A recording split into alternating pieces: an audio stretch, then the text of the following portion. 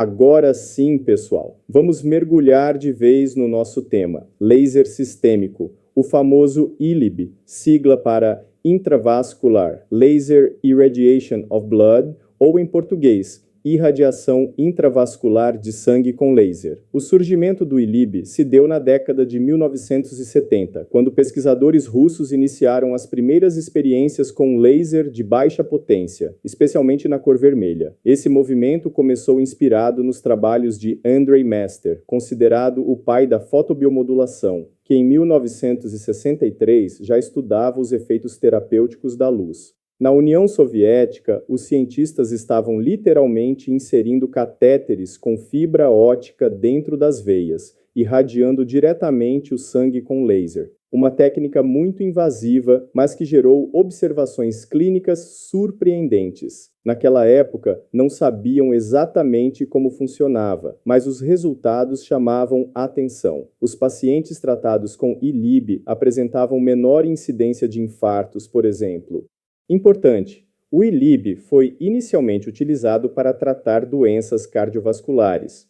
O curioso é que, mesmo sem entender o mecanismo de ação, os médicos começaram a notar melhora na microcirculação, redução de áreas infartadas e otimização das propriedades reológicas do sangue. Foi apenas em 1980 que a professora Tina Caru começou a justificar cientificamente alguns dos efeitos observados com a fotobiomodulação como o estímulo de enzimas antioxidantes, como a superóxido dismutase. Por questões políticas, durante a Guerra Fria, muitos desses estudos ficaram restritos à literatura russa e fora do alcance do Ocidente. Por isso, durante muito tempo, o ILIB foi desacreditado ou considerado pseudociência, não pela falta de resultados, mas pela falta de tradução, revisão por pares e comprovações em revistas ocidentais.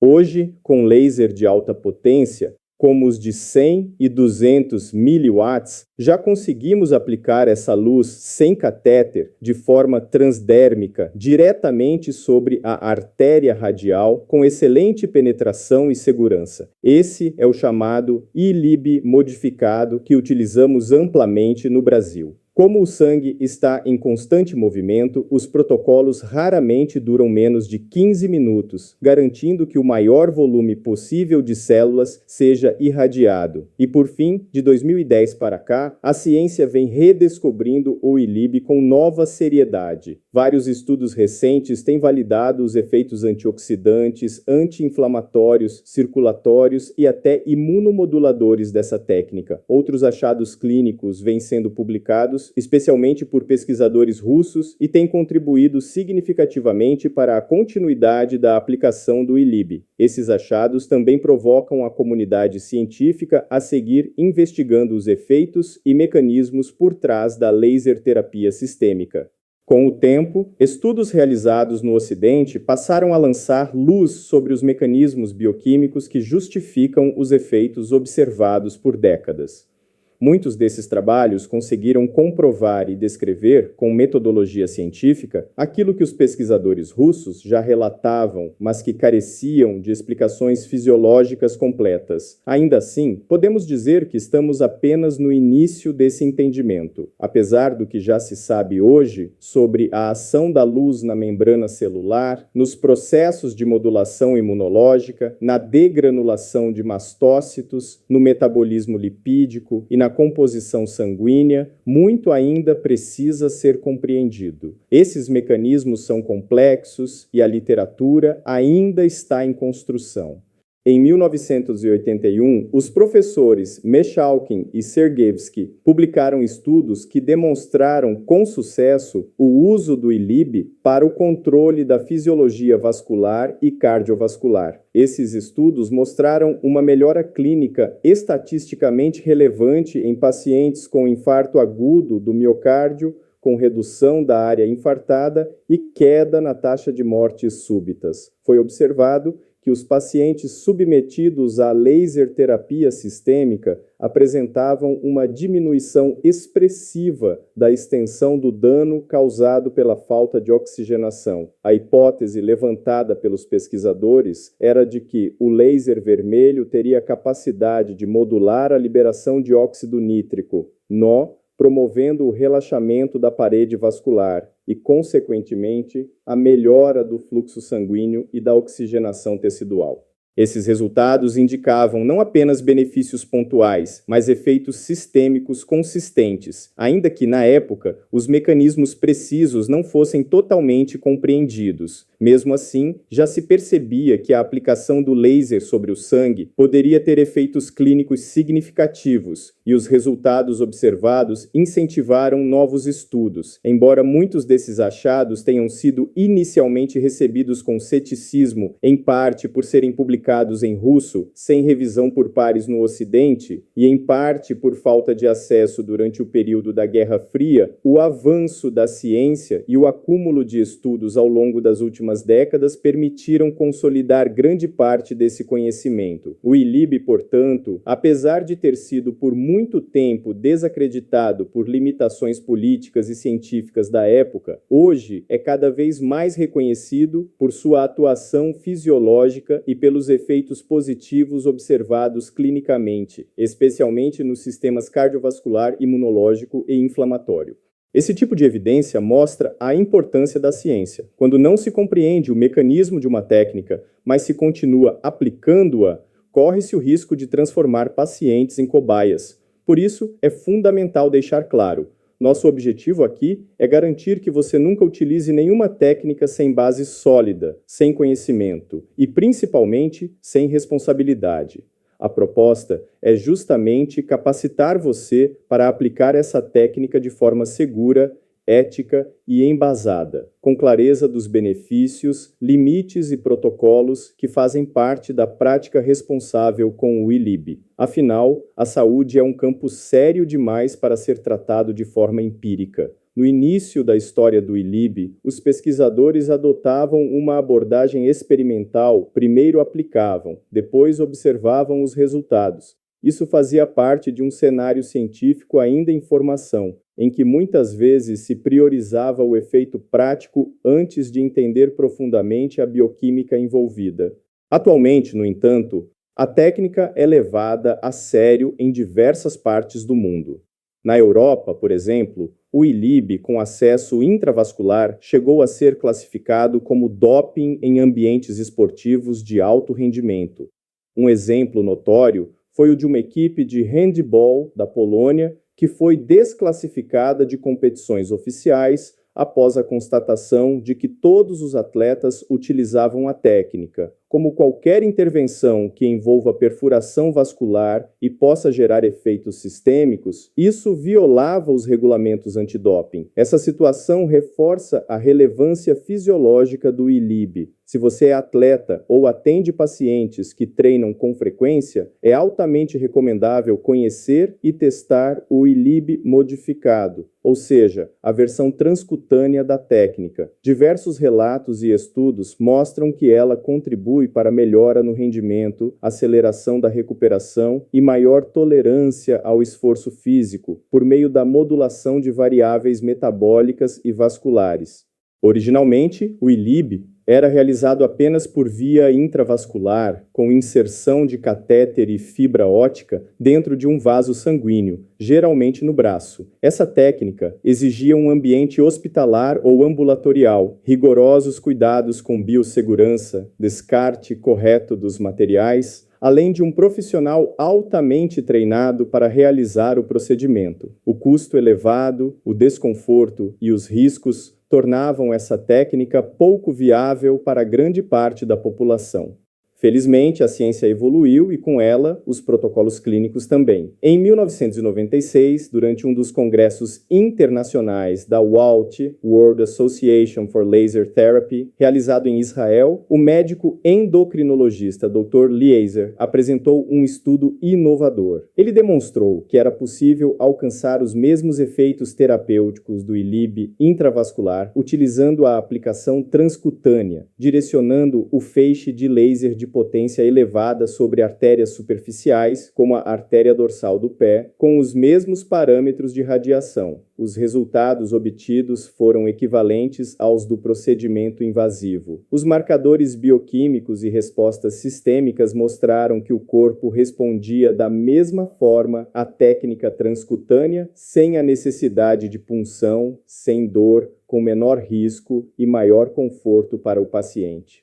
Essa descoberta foi um marco que abriu portas para o ILIB modificado, que hoje utilizamos amplamente no Brasil e no mundo, com segurança, baixo custo, simplicidade de aplicação e com resultados clínicos cada vez mais bem documentados. Foi exatamente nesse ponto que a virada científica começou a se consolidar. Em 1996, o professor apresentou sua descoberta em congresso internacional. Era possível obter os mesmos resultados clínicos da técnica intravascular de ILIB por meio de uma aplicação transcutânea, ou seja, sem a necessidade de punção, utilizando apenas um laser de maior potência posicionado sobre uma artéria superficial. 2 anos depois, mais 2 autores validaram essa observação e foram além. Classificaram oficialmente a fototerapia sistêmica, ou a chamada laser terapia sistêmica, em 3 formas diferentes de aplicação, todas com potencial de produzir respostas clínicas semelhantes. Intravascular, com fibra óptica inserida diretamente no vaso sanguíneo. Transcutânea, através da pele, diretamente sobre artérias superficiais. Extracorpórea, em sistema fechado, semelhante à hemodiálise. Esses achados foram fundamentais, pois demonstraram que o benefício do ILIB não estava restrito a uma única via de aplicação. Isso abriu caminho para o desenvolvimento de métodos mais acessíveis, seguros e confortáveis, principalmente o ILIB transcutâneo, que hoje representa a técnica mais utilizada na prática clínica por seu excelente custo-benefício. Mesmo naquela época, quando os dispositivos disponíveis ofereciam potências de apenas 10 mW, já se observava eficiência terapêutica comparável entre as diferentes vias. Agora, com os avanços tecnológicos e a disponibilidade de lasers de 100 e 200 mW ou mais, a entrega energética por via transcutânea atinge níveis equivalentes ou até superiores à aplicação intravascular, mantendo segurança e conforto para o paciente. Foi possível concluir, portanto, que a transcutânea é a técnica mais viável por reunir 3 fatores-chave: menor custo, ausência de dor e risco infeccioso, eficácia equivalente à técnica invasiva. Mas os avanços não pararam por aí. Com o entendimento de que a pele permite a passagem da luz nos espectros vermelho e infravermelho com baixas perdas de energia, os estudos começaram a explorar outras possibilidades de radiação. Surgiu então a questão: seria possível aplicar ILIB com LEDs ao invés de lasers, com outras cores? A resposta é sim. Hoje, já se sabe que é possível utilizar LEDs nas faixas vermelha, azul, violeta e até verde, com resultados clínicos específicos para cada tipo de comprimento de onda. No entanto, é importante destacar: a resposta terapêutica varia significativamente de acordo com a cor utilizada. O laser vermelho, geralmente 660 nanômetros, continua sendo o padrão ouro da terapia pela sua profundidade de penetração, absorção ideal pela citocromo C oxidase e sua ação sobre a bioestimulação mitocondrial, geração de ATP e modulação inflamatória. As cores azul, violeta e verde também têm efeitos documentados, mas são voltadas a outros tipos de resposta biológica, como controle microbiológico, ação mais superficial ou regulação de aspectos metabólicos. Um exemplo interessante: existe um estudo que mostra que tanto o laser vermelho quanto o azul foram capazes de modular os níveis de glicemia em pacientes, com respostas clínicas muito próximas. Ainda assim, o vermelho continua sendo o mais versátil e eficaz para a maioria das indicações sistêmicas. Essas descobertas ampliaram consideravelmente o leque de possibilidades terapêuticas com laser e reforçaram o quanto a ciência tem evoluído para que possamos hoje aplicar a técnica com muito mais segurança, conforto, acessibilidade e embasamento. Entre os anos de 1989 e 1991, paralelamente ao avanço das pesquisas sobre ILiB clássico, um grupo de pesquisadores russos iniciou estudos voltados ao tratamento de rinites e sinusites utilizando laser ou LED intranasal. A lógica era simples. Como o laser tem ação anti-inflamatória comprovada, a aplicação direta na mucosa nasal frequentemente inflamada nesses quadros promoveria alívio dos sintomas e melhora local. No entanto, os cientistas observaram algo além do esperado. Os pacientes tratados apresentavam melhora significativa no sistema imunológico de forma geral. E por quê? Porque o tempo de exposição luminosa intranasal, em média de 15 a 20 minutos, foi suficiente para irradiar também o sangue que circulava pela rica rede capilar da região, produzindo efeito sistêmico. Esse achado reforçou ainda mais o entendimento de que qualquer região do corpo com alta concentração vascular superficial pode ser utilizada como via de aplicação para a fototerapia sistêmica, desde que o comprimento de onda, a potência e o tempo de exposição estejam bem ajustados.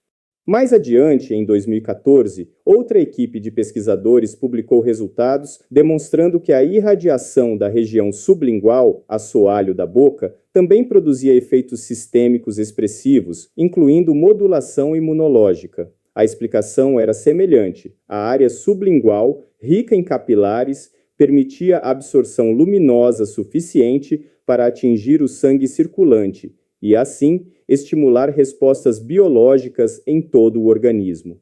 Esses achados ampliaram de vez o conceito de vias de administração da laser terapia sistêmica. Hoje, sabemos que é possível aplicar ILiB de forma eficaz em diversas regiões, desde que se respeite a biofísica da luz, a profundidade dos tecidos, a fluência e o objetivo terapêutico.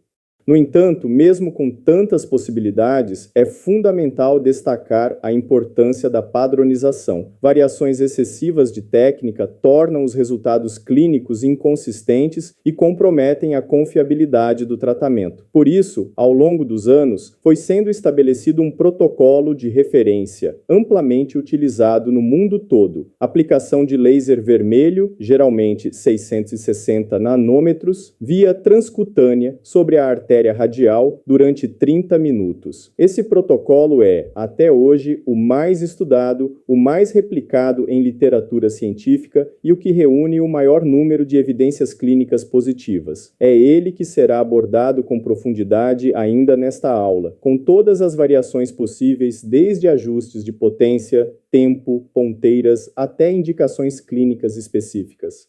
Existem sim outras regiões de aplicação e outros protocolos, mas aqui o meu compromisso com você é mostrar não só a técnica, mas também como organizar e padronizar sua rotina clínica, faturar mais alto e valorizar o seu atendimento. E isso começa pela clareza. A gente precisa entender bem o que funciona, como funciona e por que funciona. Então, fica tranquila. Eu estou aqui justamente para descomplicar. Ao longo dessa aula, você vai ter acesso a protocolos validados, vai entender como aplicar com segurança e, principalmente, como transformar esse conhecimento em resultado prático para você e para os seus pacientes. Aliás, se você é daquelas pessoas que já está correndo para anotar tudo, calma, eu vou passar muito mais conteúdo, com organização, com explicações claras, e tudo isso vai estar reforçado no nosso material de apoio. O importante agora é entender a essência do ILiB e como essa técnica pode realmente transformar sua abordagem clínica. Quero que você guarde isso.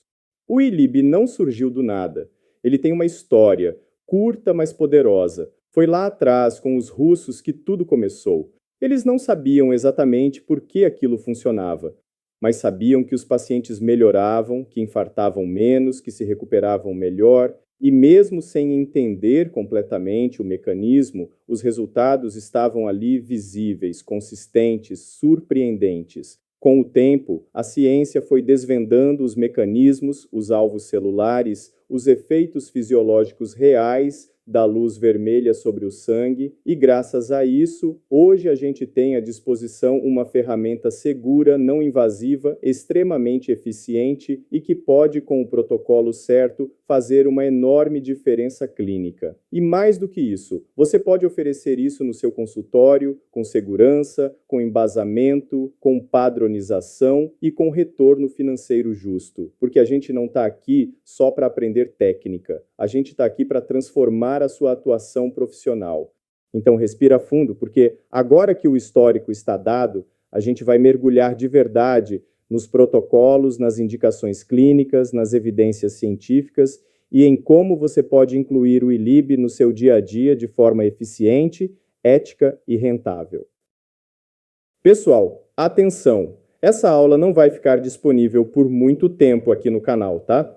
Esse conteúdo que você está assistindo agora faz parte de um material exclusivo e altamente valorizado, o e-book O Segredo do Sangue Iluminado, que já se tornou um sucesso entre os profissionais da saúde. E o que é esse e-book? É muito mais do que um arquivo PDF. É um material vivo, dinâmico, em constante evolução. À medida que novas pesquisas surgem, novos protocolos são testados e novas evidências são publicadas, o conteúdo é atualizado com o que há de mais moderno e validado na prática do ELIB. Inclusive, quem já adquiriu o e-book tem acesso prioritário a aulas semanais, conteúdos complementares e as comprovações científicas mais recentes sobre a técnica. E o melhor, você vai receber alertas das atualizações direto no seu e-mail, com novidades clínicas, casos reais, novas aplicações, como nas áreas de doenças virais, neurodegenerativas, estética avançada, performance esportiva e muito mais. Mas atenção, essas aulas não ficarão abertas no YouTube. O acesso completo é exclusivo para quem adquirir o material, e neste momento ele está disponível com valor promocional de lançamento. Então, se você quer dominar essa técnica, aplicar com segurança, ganhar autoridade na sua área